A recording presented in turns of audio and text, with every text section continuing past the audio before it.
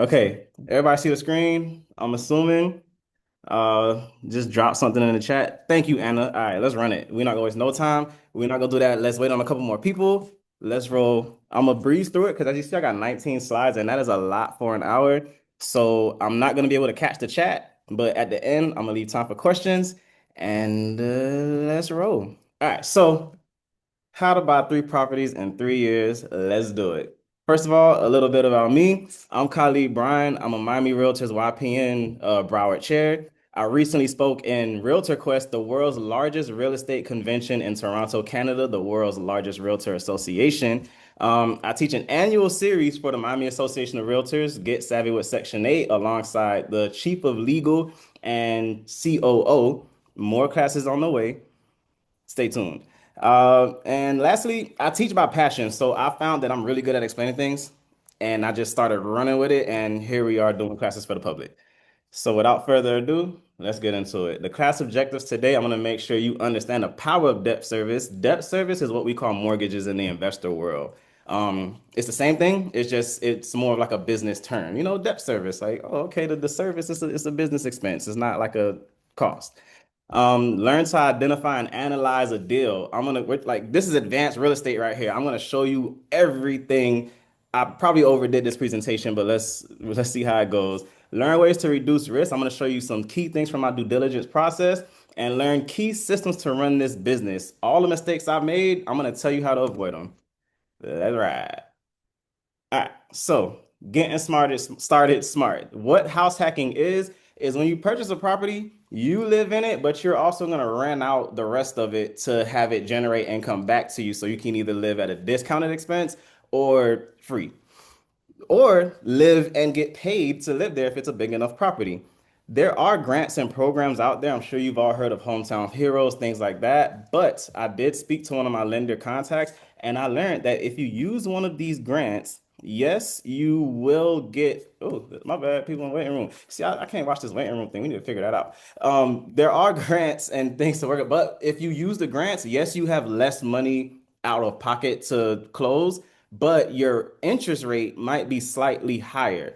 So, from what I understand, that's how they negotiated with certain lenders, and not every lender is going to be able to offer you grants. So, I need a admit watcher. We got to figure this out. I mean, I guess I'm glad I got some people. Back to this. So, the lender's benefit is they get a higher rate. The ordinance that established the grants benefit is they get more homeowners in their area. Usually, if it's an underserved neighborhood or area that's not being renovated or upgraded like the others, they will designate it an opportunity zone or come out with some programs to get more people to buy in that area and upgrade it. And just a quick little thing on how I look for deals. I just start by looking for two simple ways to add value. So we'll go into that a bit more, but I'm going to show you how to look at property and say, oh, that might be a deal, and let's look into it. And the last tip, never force a deal. You're going to want it really badly, and there's going to be a property that looks really jacked up, but jacked up does not mean good opportunity. Okay? So I'm going to show you what we're looking for and how all that good stuff works. Let's ride. Okay. What's a good deal to me? So I have a two opportunity points philosophy. So when I'm looking at a property, there is one way to look at it where it just doesn't make enough money, but I like to have at least two opportunities whether I can raise the rents because the current owner just never renewed the leases or just didn't raise the rents adequately. Can we add units? Is it a small property on a big lot? Does zoning allow for additional? So, all right, here's how zoning and density works in each area, depending on how much is going on in that area, that's how many units per acre they will allow you to do. Huh? Well, my bad, brother. I'm gonna mute you. I'm gonna mute you. Boom. All right, that's how many units they allow you to do. So it's not to say you need an acre of land, but whatever your land equates to within that percentage of an acre, it's like an equation to see how many units you can fit on that lot. There's also a factor of how many parking spots you can fit. I don't want to give too much information, but as you see, this gets advanced. Um, so fun fact in Miami-Dade, if you have at least 7,500 square feet of land, they should allow you to build an additional dwelling unit like a studio and efficiency between 400 and 800 square feet. So talk to your city about that, get with a builder about that. It's definitely doable and it might be worth it to you. Let's ride. Oh, and just let me just give you some quick zoning codes because when you're checking the tax roll and looking at the zoning codes on these properties, if you ever see a property that says it's zoned for RM15, RM20, if it's in Dade County, it'll say T5 or T6. These are zoning codes that allow for a good amount of units per acre, which means you can likely build up. So if you have a property, big house, small lot in Miami, in Hialeah, in Homestead, something like that, check the zoning because it might not just say single family, even though it's a single family now because they changed these things. All right. Will I catch up and do this in time? Let's see. Financing options that make it possible. I'm going to try to cover these as best as I can without killing your time. So FHA, the one we're all here about, the one that we hear most people start their portfolio with, is 3.5% down, significantly less than if you were to do a conventional loan, which I mean now you can do them for five, but on average 20%, 30% down, and we're talking like these are high six figures. So 3.5% down gets to a property that you must occupy yourself for at least 1 year. So the way this works is if you have a single family house with an efficiency, if you have a single family house with an in-law suite, a duplex, triplex, fourplex, you can go up to 4 units and purchase it with less than with 3.5% down. The trade-off is if it's fully rented, at least one lease has to be expiring within 90 days because they're going to require you as the buyer to move into that property within 90 days of closing. You got to stay there for a year. And just a risk, if you try to use a FHA loan and move out and just rent it out fully, they could look at this as abandonment of your loan. They can call the whole amount to be due. Also, it could be a federal offense because it could be fraud. You told the bank one thing to get six figures, and then you went on and did it yourself. Um, VA loans, these are 0% down. There's no down payment on VA loans. And to qualify, there's other qualifications in it, but the main thing is you must be a veteran. So if anyone's a veteran, hit me up because you can purchase up to 4 units with nothing down. A DSCR loan, a debt service coverage ratio, this loan is where you want to get to because it doesn't look at your income. It only looks at the property's income. So you do have to kind of show a track record. So the way to get to, they won't just give you a DSCR loan if you find a good property. You start out with a FHA, a conventional, a VA, whatever it is. Show some, what's the word? Show some experience. There you go. Build some experience. And once you can show a certain amount of assets, a certain amount of good years of good financial history, they'll consider you for a DSCR loan. And again, they just want to make sure the property you're looking at generates enough in monthly rental income to cover the mortgage, insurance, taxes, and leave reserves for maintenance. That way they know this property is paying for itself. They checked you and they know you're a good business person and you're not gonna mess it up and just spend all the money. And if it forecloses, well, they got a really nice performing property that they already checked out and screened to foreclose on. The thing to we'll make that another day. Well, I'm not gonna, this is not a DSCR class. Foreign national loans. You don't have to live in this country. If someone lives in another country, they can purchase a property with a foreign national loan between 20 and 30% down. And stated income loans are for the entrepreneurs out there. If you don't have good tax returns, you don't have pay stubs, a stated income loan is the way to go. It might have a higher interest rate, but still, if you don't have tax returns, you're gonna wait 2 more years. No, go ahead and get you a stated income loan, get into this. You will see the down payments are different from 3.5 to 20 to 30%. That's a big chunk of money, but it's all about looking at how the numbers work and what they do. So I'm gonna go into that as we go, and let me not riff on early slides. Here we go. FHA loan limits. You can't just use an FHA loan on any type of property. So this actually kind of puts you in a little gap there. If I'm not mistaken, these might be a little low. I'll double check these. Verify this information before you do, because this was like quickly researched and put together. So on FHA, you will see, depending on the size of the property, up to 4 units, that's how much they will allow you to go. Dade and Broward has different limits. So if you wanted to buy a duplex on an FHA loan, you could not go higher than $794,000. But if I'm searching for a FHA approved duplex for you, I'm searching up to 800,000 because we can always negotiate that little $6,000 down. 5,000, 550. We can negotiate that little 550 down. 550, whatever. You get the gist of that slide. I'm moving on. All right. Boom. Okay.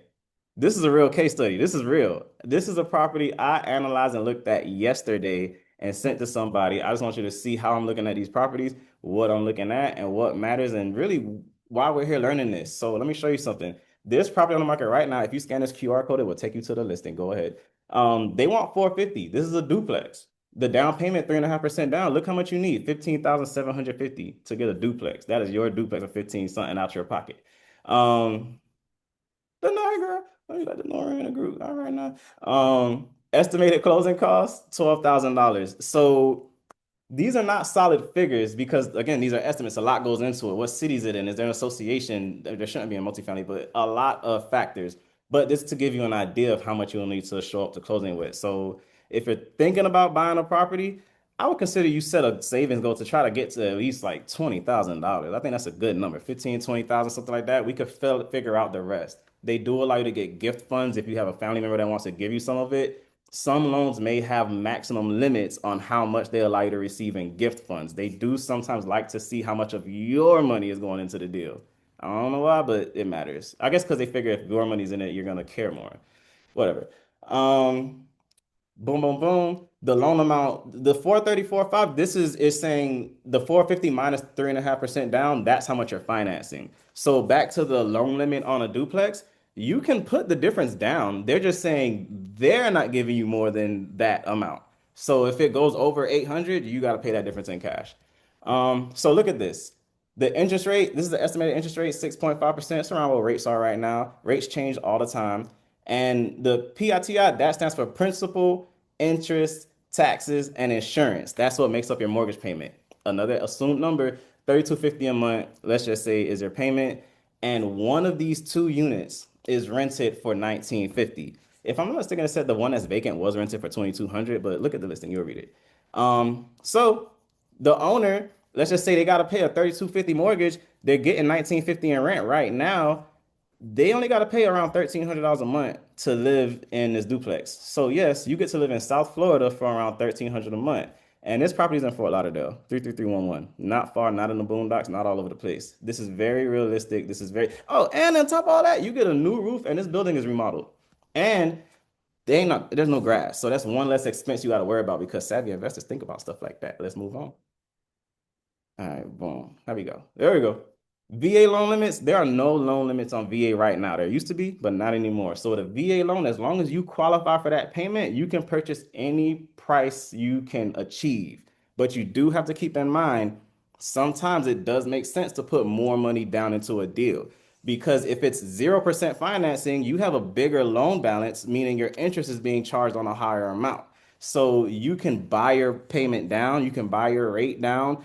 If you have more equity in the deal, it's less risky. So the rate is how the bank measures risk, just like your cap rate. I'll talk about it later. So if you're a risky deal, they're gonna want more interest from you, which is gonna make your payment higher, which is gonna make your numbers harder to get. So also things to note, if it's the fixed loan, that payment on this previous slide, that 3250, that's gonna go down. This 1,300 a month you're gonna have to pay because every year as values go up on the property, value should be going up on rents. They should also be going up on expenses, but still it should pace itself. And this mortgage is not gonna move unless or until you refinance, which we'll talk about. That doesn't matter when you do it. All right. If you do purchase a property in an association, you don't try to go for a multifamily, you just want a nice single family association, a townhouse, a condo. There's things you need to know that are going to affect that investment. There's application fees. It can take you up to a month to be approved. The fees can change. The association fee that you see, that's just set for that year. Every year, they have to come up with a budget, release the budget to the owners. They talk about it in a meeting, let you know if they're going to do a special assessment, if they need reserves, if they have reserves. All of this comes into it. There's a lot of variables in associations. Not to say stay away from them though. Some don't allow leasing the first or second year. That's a big one. You can see a condo that's like $98,000, but then you purchase it and want to rent it out, and the association says, "Whoa, we can't approve this tenant. You can't rent it for 2 years." Some associations don't allow leasing at all. Sorry, I'm going fast and I'm breezing through this thing. Is just because I got a lot of slides. All right, so the building must also qualify. So there's something called a condo questionnaire if you're trying to use a loan on it. They need to know things like what percentage of all units is owner occupied versus tenant occupied. If it's too many tenants in the building, they won't finance it. They need a certain amount of owners in there so they know that Well, people are gonna care and take pride in ownership. If the owners don't live there, no one really knows what's going on. Oh, another thing, they have to have a certain level of insurance. They have to pass a certain instruct. They have to have their 40-year recertification. Sometimes a 50-year if it's a really old building. They have to have a certain percentage of reserves, and a certain percentage of owners cannot be late or past due on their dues. So all is to say, maybe you want to stick to multifamily if your goal is to building a portfolio. But if you got a good deal out there, hmm? I'm gonna mute you. All right, you good, you good, you good. Don't worry, don't worry, don't worry. All right. So this is not a condo class, it's not an association class. I'm gonna breeze through this slide if that's okay. Um, yeah, that's right. Boom. You're not gonna really care about this as a landlord, but some associations do not allow pets. You will need to know if you already have a property in an association and want to rent it out. Some associations, a good amount of them, have vehicle restrictions where they won't let you or your tenant have a branded vehicle. Like if you're a plumber or something, you got a yard truck or a trailer, a boat, motorcycle. So you want to make sure you check with the association that the property's in for all approval requirements and bylaws and regulations for tenants and ownership and all that, just so you don't move someone in and have an association sending you daily fines or even trying to evict your tenant because they can and will do that. Oh, and this last part here, very important. The association can make it kind of hard for you to get your tenant. So some associations will have an income restriction, a credit requirement. It's just so many different things they can come into and enact in their bylaws. You want to read it before you purchase the property. Um, the thing is, if it's a property in like a lower income area and the building's not in all that great shape, but they're requiring a minimum income of $72,000 and a 680 credit score, you might not find many potential tenants, meaning you're going to sit on the market for a pretty long time. So those are things to consider. So. Oh, and if you're worrying about the condo market, the issue is a lot of these old, let me just go back just so I can talk about this and remember. A lot of these old buildings from like the 20s, the early 1900s have been just sitting there with no deferred maintenance. When they were first built in like the 20s, 30s, 40s, 50s, no one cares to redo the pool. No one cares to have the structure service. But now that buildings are collapsing, now they're enacting, look, we need your building on point. So it's just so much work that some of these buildings need. It just costs more to fix everything than what the whole association is worth. So what savvy investors and big time investors are doing, they're going in the condos and they'll buy one unit at a time until you have 51% ownership in the building. Once you have 51% ownership in the building, you're the association now. And you can make the decision to demolish it and redevelop it as luxury townhouses or condos or even a little shopping center if it's zoned for it. So just keep in mind for things like that when you're looking at these affordable condos out there. But on the plus side, you remember the SHIP funds, the first time home buyer program? It was like a good six figure, no, a high something 100 million, a lot of money was dedicated to first time home buyers. They are reallocating a good chunk of those funds to be used to fix condo structural issues under the similar like pretense because it's for home ownership, it's for housing. So the condo associations can apply for these SHIP funds just like a first time home buyer, get what they need, fix their problems, and guess what that does for association fees? They get to go down now because they don't have to get a crazy reserve and crazy repair. Hope that was interesting. This is what I was telling you earlier. Miami-Dade, this is a recent change. All properties in Dade County, all cities must have provisions to allow for owners to build additional dwelling units. This is a solution for affordable housing because not everyone can afford what may be deemed an affordable rental. So you can tell me it's 1,800 a month, but some people can't afford that for it too. So if you have 7,500 square feet of land, check with your city. You might be able to build at least a 400 square foot additional unit. That's the minimum size now. And it doesn't have to be detached. It could be separate, like over there, and you move the electric under it. It's a thing. It's a process. Look it up. So when you want to look into things like that, like your zoning, depending on what county your property is in, just look up the tax records. So Miami-Dade, I just go on Google and I just search Miami-Dade County Property Appraiser or Miami-Dade County Tax. Broward County is bcpa.net. Yeah. And another really big thing to know when you're purchasing a property, especially for investment purposes, even if not, you're gonna see them taxes at the bottom of that list, at the bottom of that listing, and you will know all the other properties I've been looking at have taxes of like 15,000 a year. This property is only 6,000 a year. That is probably because they have a homestead exemption on it if they've been living in it. The homestead exemption prevents them from increasing your taxable value a certain amount every year. If you've been in the property for many years, like 1950, with a homestead exemption, and you're now selling in 2025, after closing, they're going to get to recalculate that valuation and reassess your tax. The way they determine taxes, it's the median valuation in your area. So if you're in an area that was for many years was just small houses and nothing, and now you're looking around and it's building new townhouse, big house, building new house mansion, they might raise your taxes soon if you try to buy that property or if you don't have a homestead exemption. So I always advise go to the county property tax estimator right here. You can either save these links or just search it. I just Google search it. To this day, I will Google search it. Miami-Dade County Property Tax Estimator, and all you got to do is type in what city it's in, how much you're planning on purchasing it for, and it's going to ask you, do you plan to get a homestead exemption? If you're going to live in it, yes. If you're not going to live it, no.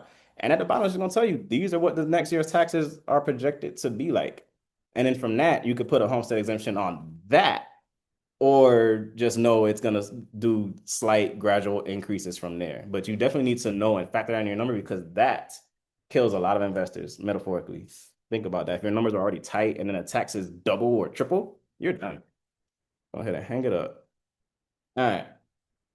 Multifamily deal analysis basics. This is what I'm looking at when I'm looking at a deal. So there's a lot more to this, but for the sake of not, wasting all this time of this class, so let's just say the purchase price is 250, it makes 30,000, and the expenses are estimated 10,000 a year. When you're doing this, it's always annual figures. So if you see the listing says lawn care $100 a month, you're gonna divide that by 12, you're gonna multiply that by 12 for this calculation. So the net operating income is what we really want to know about. You take the net operating income, which is the property's income for the year, minus the property's expenses for the year, and divide that by your projected purchase price. That gives you the cap rate. The cap rate, see that 8%? That is amazing. So on average, if it's a clean deal, we've been looking for around 6% cap rates. If it needs a lot of work and it's gonna like stress you out or something, you need closer to like an 8. So the cap rate is how we measure the risk of a deal. It's how we can see which property we kind of rather go with. It's how we compare different assets. And it's just a faster way to identify the valuation. Multifamily property is valued by how much it's worth, not by like comparable, like what the properties around it sold for, like a single family house. That's called highest and best use. So if this property generates after expenses $150,000 a year, but this one after expenses generates $200,000 a year. Even though this is a triplex and this is a duplex, this one's worth more because it pays more. And now this all kind of comes together. So that's how you value multifamily. So when you're trying to sell a property, you want to see what is the average cap rate buildings like this are selling for in the area. And you'll see, okay, well, a clean move-in ready duplex in this area sells for around a 6% cap rate.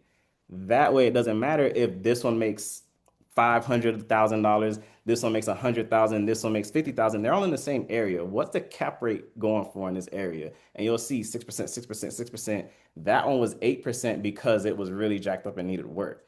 And now if I want to sell mine, I'm gonna try to price it at around a 6.5 or like like where you need to be. Just the same, if I'm trying to purchase a property, the investors I'm working with, we know what cap rate we're looking for. Look, I need a 6 because I need something turnkey. I don't got time to fix nothing. I need a 7 because I want to do some work and I just need my money to be a little more aggressive.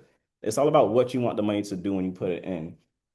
So kind of case study example of how this comes into play is I'm helping a buyer right now. We have a property under contract or going under contract for $725,000, but it's going to take a lot of work, probably a year worth of work, and it's going to give him around a 7.6% return at the end of the day.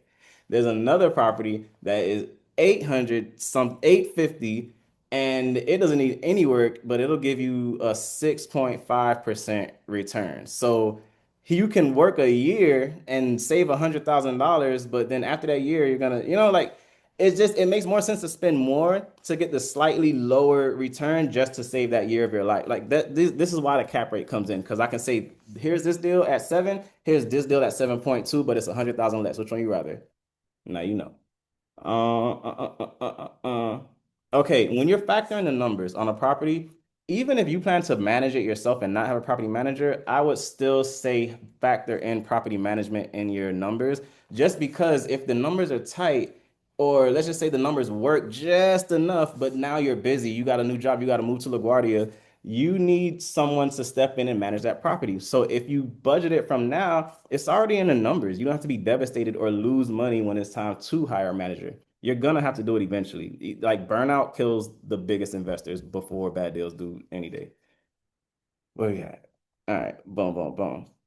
On your due diligence, be thorough and systematic. For me, the things I always want to do is ask for the most recently executed leases. I need to see what you've agreed to with the tenants, what the tenants are agreeing to, how much is the security deposit, all of that. When's the lease up? I need to know. I ask for the tenant recent payment history, at least the last 6 months of payments, because if everybody's paying late and they're not paying a late fee and they haven't paid in 3 months and you scared to evict them, that's a much bigger problem for me to come into. Versus if it's well performing and everyone's kind of paying on time, then I know, all right, this is a clean one. Let's just come in and take over. But not to say that's a bad thing. It's just if the rent roll is all messed up, that's an opportunity point. You can add value there, but it does lower your valuation. You're gonna offer on this property based on how it's performing now. If right now it's underperforming, I'm gonna buy it as an underperforming property and I'm gonna add value by managing it better, turning the tenants around, evicting who's not paying, and boom, it's simple. It's elementary. Oh, let me tell you my inspection notes too, real quick. Dang, stop till I put way too much in this class, man. What time is it? We good. We got 3 minutes. All right. So I would always advise when you're doing your inspection, do a full inspection with a 4-point report and a wind mitigation. You're gonna need the 4-point report and the wind mitigation to get homeowners insurance or just to get insurance on it.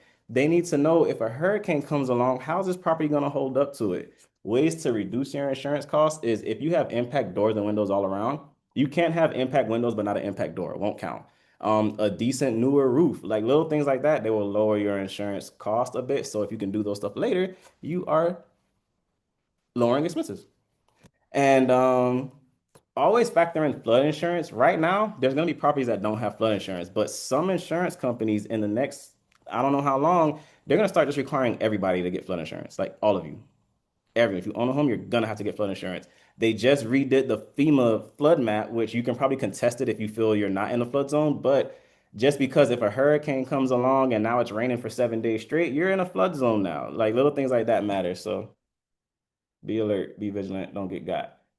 These are simple ways to add value to your property. There's a lot of ways, but just when I say you want to look for 2 opportunity points, what are 2 ways you can add value? If you got 2 ways or more that you can add value to this property, let's look at it more. Send it to big business. So you can repair deferred maintenance. If a property, you would be surprised how many properties here to just the owners. Okay, so you would look at it and think if you own this apartment building, you're rich. There are some people that just are just rich enough, will have just enough to like afford that building so they can generate income, but they can't afford to really maintain it like a big corporation should. Or one little thing got delayed and now it's just they're over their head. It's just too much. People aren't paying on time. People aren't paying at all. So if you could just turn the building around and just fix it, not even renovate it, just make it stable. Now you can tell those tenants, look, we got to execute this lease. Look, I need to raise the rent. If you got a leaking faucet for the last 3 months, you're gonna have a very hard time getting rent collected or increased. Also, you can qualify for insurance because right now you're gonna have to leave a set amount of money to the side for big repairs. If you have a rental property and the roof caves in and you got people living in there, you gotta fix that roof. So insurance is definitely gonna be a big thing you can add onto your portfolio. There's also property warranties where if something breaks in there, it'll fix it. Like you want as many things to save money as possible. Um, yeah. Implement systems for screening, due diligence management. The biggest mistake I see people make is not screening their tenants enough. They'll just say, you work, let me see your check. Sounds good, let's do it. Don't know if the check fake, don't know if the job even exists, nothing. So you need to develop a systemized screening program. So no matter who comes along, if it's a 3,000 a month rental or 800 a month rental, screen them the same. If they cannot provide something that's in your screening system, you cannot flex and go through with that tenant. It's not worth it. Stick to your systems. That's the second biggest mistake I see people make, not stick to their system. Due diligence to be systemized. I need the last 6 months of lease payments. I need the last executed leases. I need to know your repair history. If you can't provide one of those, then we're having a bad due diligence, and I might need to terminate this contract or lower the price because this is not more risky. I can't check. Um, oh, due diligence also, if the property looks fully renovated and stuff, or if it's a 3-2 and the tax roll says it's not, that's a defect. Don't just think because the tax roll says it's a 2, but it's a 3. You're gonna have to deal with that if you want to pull a permit for something, if you want to rent it out, if you want to sell it, you want to value properties by what the tax roll says it legally is. If tax roll says this is a legal 3-2 and you try to sell me a 5-3, I'm gonna send you this offer for that 3-2 you got. Plus, I know I need to fix it. All right. Renew long term. So a lot of landlords, they'll have the same tenants in there for like 10, 20 years. And because they're nice people and they never pay the rent late, they don't renew the lease or they just won't raise the rent ever.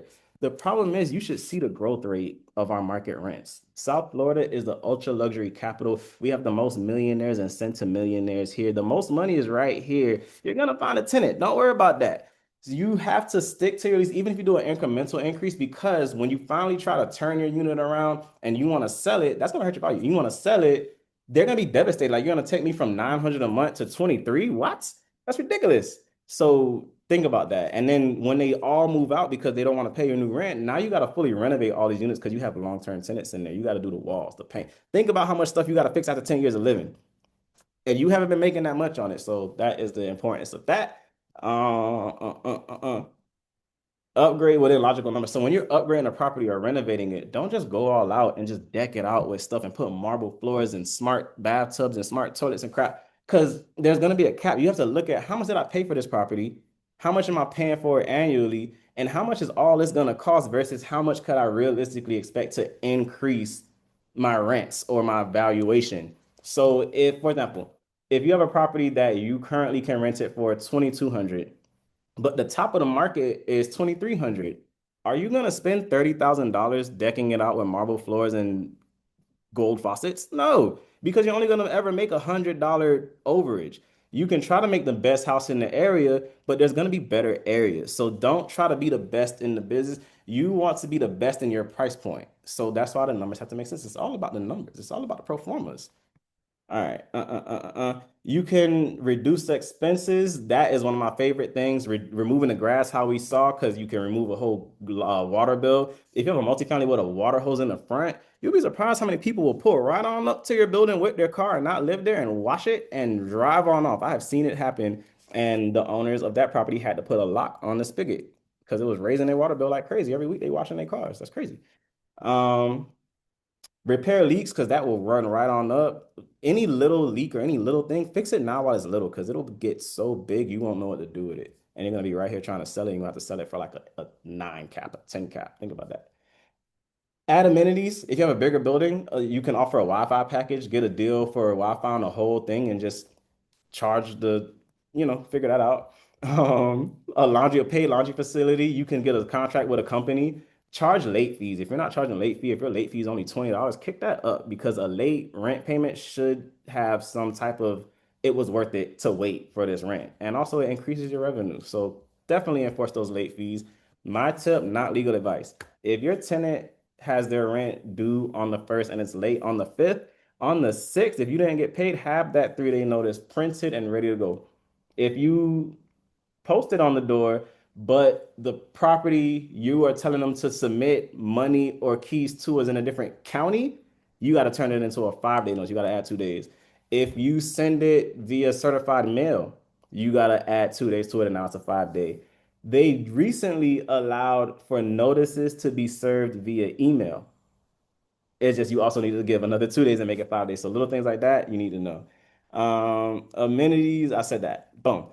Okay, and this is a little pro. This is an extreme pro tip. The pros don't even know this. A RUBS, it's a system you could put on a property if it has one water meter, and it'll tell you unit one took this much, unit B. So you can pay the water as the owner, but then with your RUB system, you can separately bill the tenants. It just has to be in your lease, and you can't spring it in mid-lease.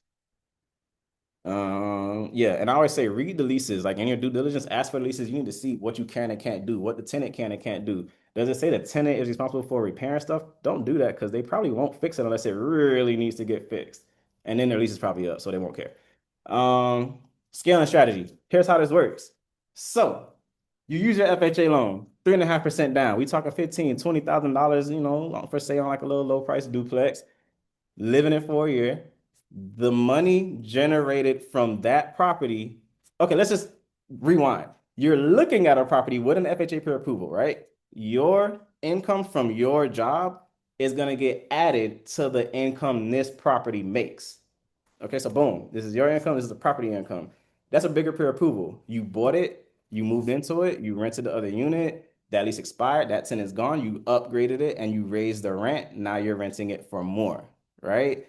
Pro tip, if you have one unit bigger than the other and you're in the bigger one and the tenant's in the smaller one, when their lease ends, I would switch. Move yourself over to the smaller one and rent out the bigger one. Now you're maximizing returns.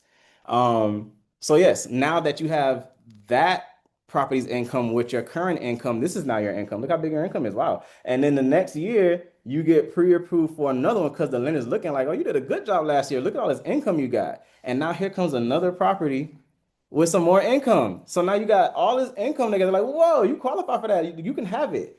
And hopefully in that year, you raise a good amount of equity in that property by all your add value opportunities you went through over the time of being there. So you can either pull out the equity on it to put as a down payment on a conventional loan. There's ways to do it FHA again, but it's complicated. So a conventional loan, you're gonna need about 20% down, 25% down if you're not gonna live in it. The only reason you can go under 20 for the FHA is because you're living in it. Thus, it's less risky for the lender. If you're not living there and you got another house somewhere, they're not expecting you to care about that like you care about your house. You can evict, you could take that, go ahead, foreclose on that. So you do the conventional, you bought another property, you got two. Now your income, you probably got some raises in the last 2 years, I would hope, because you're doing a good job and you're getting them bonuses. The property you just bought, you're in your second year, you just renewed the lease, you just did some repairs. So you should be making more than you did on paper the last time. Now you're looking at this one and they're gonna give it to you with this conventional loan, and now all that's harmonizing. And then guess what? Another year, raise rents, raise rents, raise rents, because you got at least two units over here, because that's conventional. You're not living in that one, you still living over here, remember? You can move out if you want to because it's been a year, and rent, rent, rent, rent. And then the DSCR loan, because now you can show established history of finances, established investor experience, and assets to cover if they need to go after your assets. They will now give you a DSCR loan based on the income of the property. That lets you go up even bigger because if the property can more than cover the mortgage and expenses, it makes sense to them. The way to look at it in theory, if instead of trying to pay cash and buy something for $150,000, if you can put that 150,000 down and get 600, 150 times. Hey Siri, what's 150 times for? 150 times 5 is 750. Four. Hey Siri, what's 150 times four? Somebody drop in the chat. Walter, you out here. 600. I knew the answer. I didn't want to be wrong on Zoom. So if in theory, $150,000 on a $150,000 property, here's your revenue. $150,000 on a $600,000 property, in theory, a four times larger asset should generate four times more the asset. Would that not cover your debt service on this loan? Which you put 25% down, so now you got a whole bunch of equity, and you probably don't need mortgage insurance because you got so much equity. So that's how you look at it. This is why we're leveraging financing. I tell people all the time, if you got $1 million, you're gonna try to buy $1 million property. No, let's split it up. Let's do 100,000 down on 10 properties. That makes a lot of sense. And you got to see how you're scaling your real estate asset portfolio. Over time, they grow in value, rents go up, expenses do go up, but guess what? I budgeted for that. We already knew they were gonna go up. I told you it's gonna go up X%. Here we go. Build your team. Oh yeah, okay, build your idea for refinancing a HELOC. So the HELOC is a home equity line of credit. That's what I'm saying. If you built up equity in a property, they'll let you, in most cases, take that equity out. You do have to qualify for this, and they'll give it to you. And you just kind of redid that mortgage over there at a new amount. And then you use that money to put it on down on another property. But don't just do a HELOC because you have equity. Look at how much your payment's going to be after the HELOC. Look at how much the property is generating, and look at how much the market, like, you know what I'm saying? Like, where can this property go after I do this HELOC? If the HELOC is going to put you over your numbers, you can't do it. But if you can do the HELOC and the property can still support itself because the rents went up as well, then that property's still making money. And remember, this is 150,000 or whatever it is that you put of your money into it. So your money, $50,000 over here. You raise value and you pull out a HELOC and you take out $75,000, $100,000. The payment's only gonna go up so much. It makes money. Do it. You got money. Put it over into this property. It's like a snowball effect. Am I making sense? I'm kind of all over the place. I need my hat. I got cough, Lord Jesus. Rice. Okay. We're almost done here. Almost done. Okay. Yeah. So snowball effect. Build your dream team. It's all about the dream team. You need a lender that knows what they're doing, that knows the market, that understands real estate investing and finance. Okay. So you gotta think. There's a whole bunch of realtors. There's a whole bunch of lenders. They're not all created equal. So let me show you a little thing about me. So on my phone, I use a finance calculator. Okay, see that? I need three zeros on my calculator because when I'm calculating an interest rate, you don't think the difference between a 9.500% interest rate and a 9.576% interest rate is going to make a difference in my numbers? I can't have no 2 point decimals. So I have to learn how to use this. So you need somebody who's going to invest in their craft and know. So your loan officer should be able to tell you about growth rates. They should be able to tell you about the difference in using hometown heroes or you have the cash. We should just use it cash because your numbers are going to be affected. Um, they're not just there to write loans and get approvals. They're there to help you grow because they know by doing so, they will be there year after year. Uh, an investor savvy agent, big business here, that understands what opportunities look like, that can look at a property and say, here's why that doesn't make sense, and will stop you from a deal. Some people will just sell you whatever you want to buy. Like, don't, no, that's a bad deal. Don't buy it. Um, Over time, you don't need this now. A GC or a handyman. I highly do not recommend if you're a new investor or new to real estate, you use a handyman. No, because there's gonna be one person to try to do everything. You're gonna be frustrated. The tenant's gonna be pissed off. Everything gonna get fixed just good enough. My suggestion is if you have an electrical problem, call an electrician. If you have a plumbing problem, call a plumber. You don't want to play with your property, your asset. This is a business. These are business expenses. And guess what? When we bought it, we budgeted for it. So there's no reason to try to skip change here. What I'm saying is when you get to a certain point and you've done a certain amount of like years of managing this property and have a little portfolio, it's a bit worth it to have a handyman on staff or your go-to GC because they're gonna get that consistent work from you and you know that you can count on them. But until then, stick to service providers. Like, and if you have a broken appliances, call CRS Appliances. That's a free plug right there. They fix appliances in Dade, Broward, and Palm Beach County. Boom. If you want to, we almost done. If you want to use FHA again, because remember, this is for you to live in, you need to either sell or refinance the initial FHA property you have into a conventional loan, meaning the FHA is 3.5% down. You would have to buy it down or have enough equity to show 20% ratio. If you do, you can refinance it into a conventional loan because remember that FHA loan's still over there. You can't have two FHA loans. So that's the answer to that.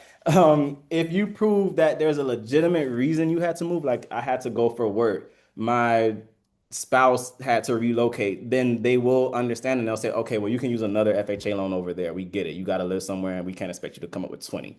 Um, and there's a FHA entitlement, but don't see about that right now. That's a lender question. That's a lender question. Let's see. Any questions? I had lenders submit like little fun facts and topics, but I ain't had time to add them slides in. You see, this was like, where was I gonna put them slides? Wonderful. If there are no questions, no, I don't mean like in the chat because I still have no idea where my chat is. I mean like you could just unmute and ask questions. If not, bam. Feel free to book my one-on-one free strategy call. Uh, I'm gonna get actual. Like, you can go on my website, investmentgurus.com, and you'll see this. My sister did like that. But scan that QR code. It's gonna take you right on there to my calendar and schedule. Talk to big business, and let's just whether you want to buy, sell, rent, invest. If you're not ready yet or ready yet, let's get you on track. Here's my contact info. Screenshot it. Take a picture. Ask me questions. Follow me on Instagram.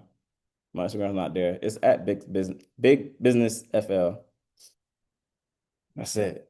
I appreciate y'all. Let me know what topic y'all want me to do in the next class. I'm gonna do a little video. I just finished this Zoom class. Okay, we both Yeah, this. I have a comment and a question. The Thank comment is thank you. This has been great. I learned a lot. The you. question is, like from your experience, do you see are there any certain parts of South Florida that tend to perform better than others or Yo, anything like that? Like I know like you showed the Fort Lauderdale example. Like have you seen like Fort Lauderdale is doing better than like Sunny Isles, for example, or anything like that? yeah, I will tell you. So, with the tariffs and increased repair costs and stuff, it's starting to make less sense to renovate. So, a lot of people, like investors, they're starting to redevelop. So, zoning changes coming in, big lots coming in, is looking like further east, like closer to the panhandle, like closer to the water. Hmm. That is where you see a lot of old properties with big yards get torn down and redeveloped. In the Fort Lauderdale area, 33311, Hmm. they're buying like single family houses on 6,000, 8,000 square foot lots for $500,000 a piece to tear them down. And on each lot, they'll put two fee simple townhouses. Fee simple meaning like Okay. that is yours. You own that whole thing. Hialeah is currently getting redeveloped. So if you Yeah. this struck in Fort Lauderdale, how like it took off, you missed it. Hialeah, I would highly look there. If you got a good amount of money for some space and square footage, no better place than Homestead.